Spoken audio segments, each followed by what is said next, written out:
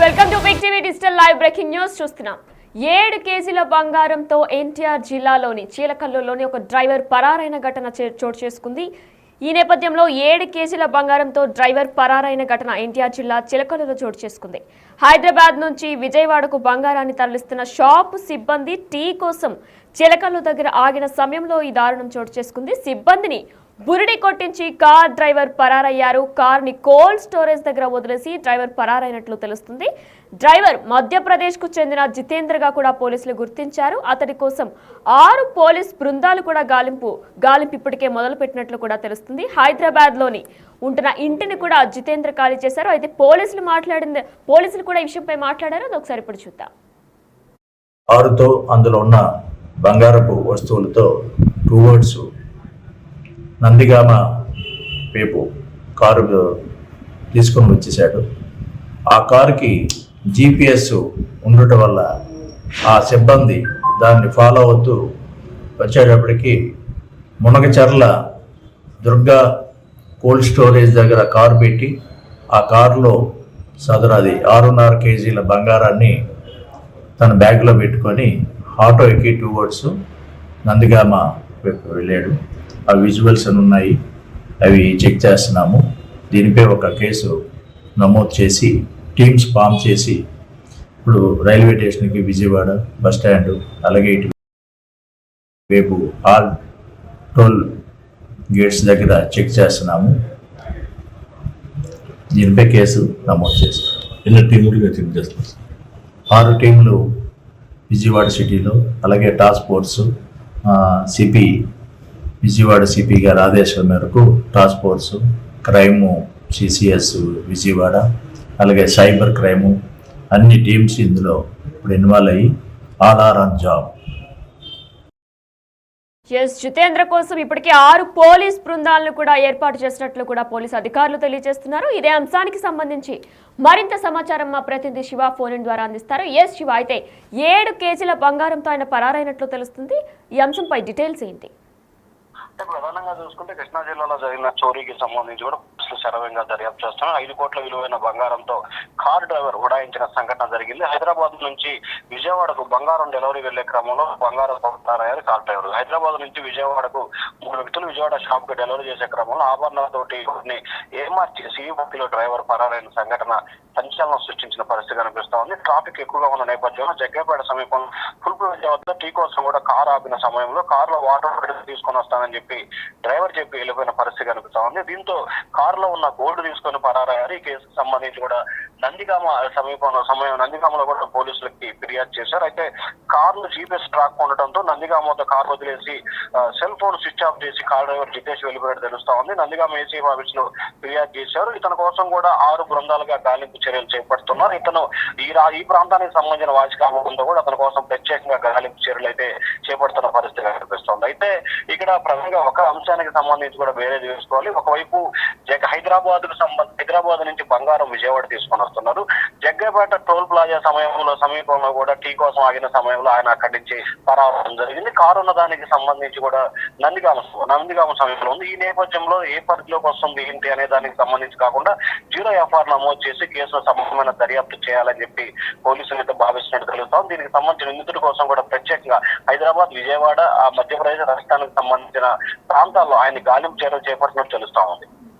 అయితే శివ, మరి జితేంద్ర అనే వ్యక్తి బంగారం షాప్ వాళ్ళ దగ్గర ముందే పనిచేసేవారా? అంటే నమ్మకం ఉంటేనే కదా బంగారాన్ని తరలిస్తున్నప్పుడు నమ్మకమైన డ్రైవర్నే కదా పెట్టుకుంటాం. మరి బంగారం షాప్ వాళ్ళ దగ్గర జితేంద్ర ముందు నుంచే పనిచేస్తూ ఉండేవారా?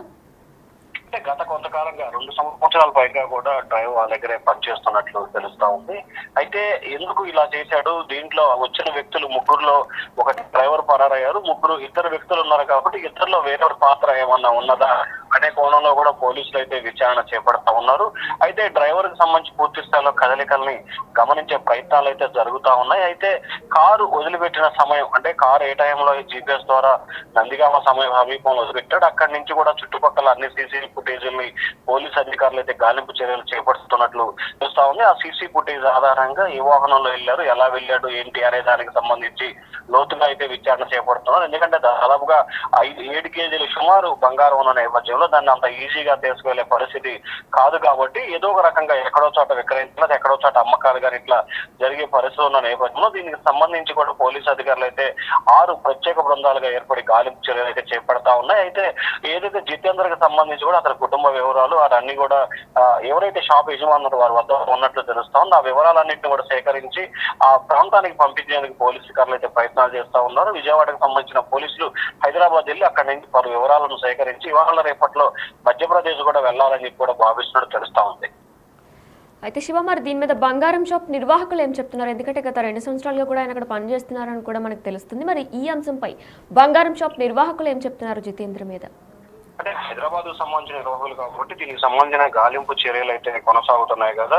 సో ఎందుకు ఇలా జరగడానికి గల కారణాలు ఏంటి అనే దానికి సంబంధించి కూడా గాలింపు చర్యలు చేపడుతున్నారు కదా పోలీసులు. అయితే అతనికి సంబంధించి గత కొంతకాలంగా తమ వద్ద చాలా నమ్మకంగానే ఉన్నాడు. కానీ సడన్ గా ఈ రకంగా జరగడాన్ని షాప్ యజమానులు కూడా అందించుకోలేకపోతున్న పరిస్థితి కనిపిస్తా ఉంది. 2 సంవత్సరాల పైగా కూడా పనిచేస్తున్న సమయంలో ఎక్కడా కూడా ఎటువంటి అనుమానాలకు కానీ లేదా అనుమానాస్పదంగా కానీ ఎక్కడ అవకాశాలు లేకుండా చాలా నీట్ గా పనిచేసిన వ్యక్తి సడన్ గా ఈ రకంగా మారడానికి గల కారణాలు ఏంటనేది వాళ్ళకు కూడా అంతుబట్టినట్టు అర్థమవుతుంది. సో పోలీసు అధికారులు షాపు యజమానులు హైదరాబాద్ వెళ్లి ఇవాళ విచారణ చేపట్టే అవకాశాలు కనిపిస్తున్నాయి కాబట్టి ఆయన ఇచ్చిన సమాచారాన్ని మిగిలిన వాడిని బేరే చేసుకొని ఖచ్చితంగా గాలింపు చర్యలు చేపడతామని చెప్పి పోలీసు అధికారులు చెప్తా ఉన్నారు.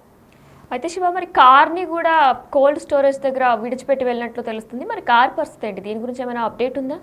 అంటే వాళ్ళు ఎక్కడైతే వదిలిపెట్టిన తర్వాత డ్రైవర్ కూడా కట్టి దగ్గర గుర్తించిన మిగిలిన ఇద్దరు కూడా అతను గాలింపు చర్యలు చేపట్టిన పరిస్థితి కనిపిస్తుంది. ఆ గాలింపు చర్యలు చేపట్టిన సమీపంలోనే వెంటనే హైదరాబాద్ లో ఉన్న షాప్ యజమానులకు సమాచారం ఇవ్వడంతో వారు అంటే జీపీఎస్ బేస్ చేసుకుని కూడా కారు పలానా దగ్గర ఉందని చెప్పి కూడా జీపీఎస్ ఐడెంటిఫికేషన్ చేయడం, వెంటనే అక్కడికి వచ్చి చెక్ చేయగా కారు అక్కడ వదిలిపెట్టి వెళ్ళిపోయినట్లు కూడా గుర్తించారు. వెంటనే స్థానికంగా ఉన్న పోలీసులకి సమాచారం ఇవ్వడంతో వెంటనే పోలీసులు వచ్చి కార్ ని ఓపెన్ చేసి కారులో ఎటువంటి అంటే బంగారానికి సంబంధించి ఏమీ లేకపోవడంతో కూడా కేసు నమోదు చేశారు.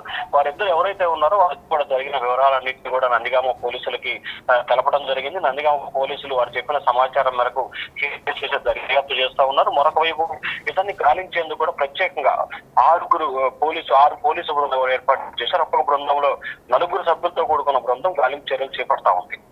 Right, thanks for the updates Shiva. Yes, big TV digital live లో చూస్తున్నాం.